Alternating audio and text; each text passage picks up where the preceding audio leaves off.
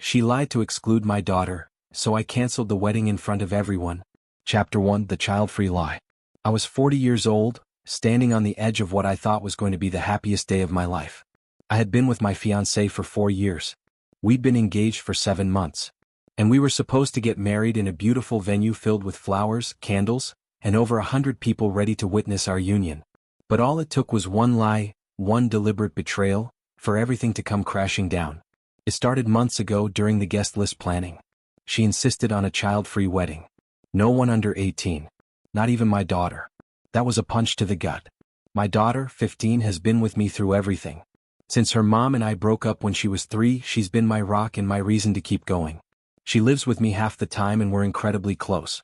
So when my fiancée, who has 3 kids of her own, ages 8, 10 and 13, declared she wanted a wedding free of children, I was stunned. Her nieces and nephews, her own children, were all regulars at our house. She adored them.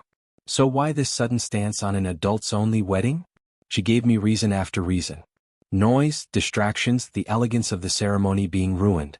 She painted it like it was some sophisticated affair that couldn't handle kids giggling or dancing out of rhythm. I pushed back hard. I wasn't willing to cut my daughter out of something so important. But then, my daughter did something that showed me more maturity than I could have asked for. She looked me in the eye and said, "Dad, it's okay. We'll celebrate our way after the wedding. Just promise me ice cream and one of our special dinners." She didn't want to be the reason things got tense between me and the woman I thought I was going to spend my life with. She was even excited about gaining step-siblings. That crushed me, because she was willing to be left out to protect my happiness. Eventually I gave in. I told myself it would be fair, if it was truly child-free for everyone. But then, just days before the wedding, I opened our shared laptop by accident. And there it was. A Facebook message from her sister, asking what time the kids should arrive at the venue for photos. Not if, when. They weren't just attending, they were in the ceremony. I took a screenshot. My hands were shaking. That message vanished later, deleted. But it was too late. I had proof. And now I had to decide. Would I let this slide just to keep the peace? Or would I walk away from the woman I loved? To protect the daughter who had never once failed to protect me? Chapter 2: The Smile That Disappeared. That night I didn't sleep. I laid in bed next to the woman I was supposed to marry in a matter of days, wondering how long she'd been planning this. Wondering how she could smile in front of my daughter, hug her, laugh at her jokes, while secretly plotting to cut her out of our family's biggest moment. The next day, I waited until I was alone with my daughter. I asked her, gently, if she ever felt like something had changed between her and my fiancé. She hesitated at first, then quietly admitted that things hadn't been the same since our engagement party. She said my fiancé used to ask about her school and hobbies, used to act like she cared. But afterward, that warmth disappeared. Suddenly she was cold, dismissive, sometimes just silent. "She's only nice when you're around," my daughter said. "When you're not, it's like I'm invisible." My heart cracked open. My daughter had kept this pain hidden to protect me. She thought maybe my fiancé was just stressed from planning the wedding.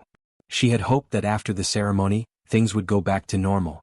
And I had been blind, too in love, too eager to believe we could be a family. I confronted my fiancé later that night. I didn't mention the screenshot. Not yet. I just asked, plainly, if anything had changed between her and my daughter. She smiled. Of course not. That smile, I'll never forget it. It wasn't real. It was a cover. The same one she'd probably used around my daughter. I told myself I'd wait. Maybe I was being paranoid. Maybe I was misreading everything. But the morning of the wedding arrived. 3 hours before the ceremony, I arrived early to the venue to check on the final setup. And what I saw hit me like a truck. There they were, her 3 children. Her nieces. Her nephews. All under 18. Dressed in matching outfits. Hair perfectly styled. Running around the venue, laughing, posing for photos with the wedding photographer. Photos. Formal, staged family portraits. I hadn't been told. I hadn't been invited to that moment. They weren't just guests, they were part of the wedding. All of them, except my daughter. That's when I walked straight toward the woman I thought I loved, pulled out my phone and showed her the screenshot. Her face drained of color instantly. And I asked her one question that changed everything. Why is my daughter the only one not good enough to be here?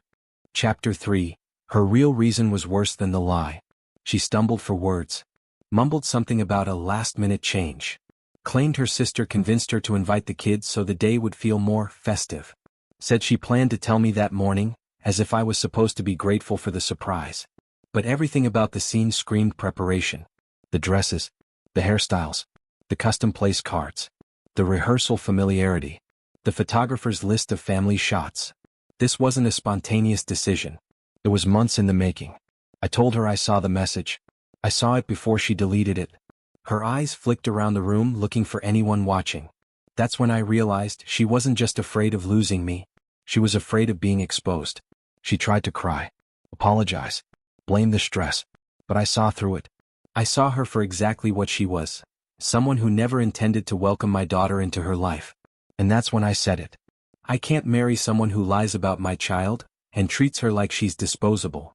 I left, walked away from the altar, from the guests, from the perfectly manicured illusion. No explanation to the crowd. No speech. No dramatics. Just the truth and the door. That night, my daughter and I sat in our kitchen sharing milkshakes and fries. She smiled at me, really smiled for the first time in weeks. And then she asked, "Dad, was it because of me?" I looked her in the eyes and said, "No. It was because of her." But deep down I knew. It was also because of me, because I had almost failed the one person who had never failed me. And I wasn't going to make that mistake again. Chapter 4. Her True Colors, and My Daughter's Healing. The next few days were a blur of calls, texts, and messages from confused guests. Some thought there had been an emergency. Others assumed I got cold feet. No one knew the truth, because I wasn't ready to explain. Not yet. But I knew one thing: she had to go. I told her to pack her things and leave my house. She begged, cried, said we could fix it. But you can't fix deliberate betrayal. You can't glue over a crack that deep and pretend it was never there. She said she didn't mean to hurt my daughter, that it was all a misunderstanding. But I gave her one chance to explain, and only by text. I didn't want tears, manipulation, or guilt in the room with me. When her explanation came, it made my blood run cold. She told me that during our engagement party, my daughter had gotten sick and gone upstairs to rest. But when she went to check on her, she overheard her laughing on the phone. That was it. One overheard laugh. She convinced herself my daughter had faked being sick, to get my attention. And instead of asking her about it like an adult, she went to her sisters, who fanned the flames. They told her my daughter was trying to sabotage our relationship. That teenagers were manipulative. That she'd make our marriage hell. So she decided to set boundaries. To phase my daughter out. To send a message, by excluding her from the wedding, while including all of her own kids and family. And the worst part? She admitted it. She told me the child-free rule was never real. It was a tool. A message. A way to show my daughter that she would never be equal in our new family.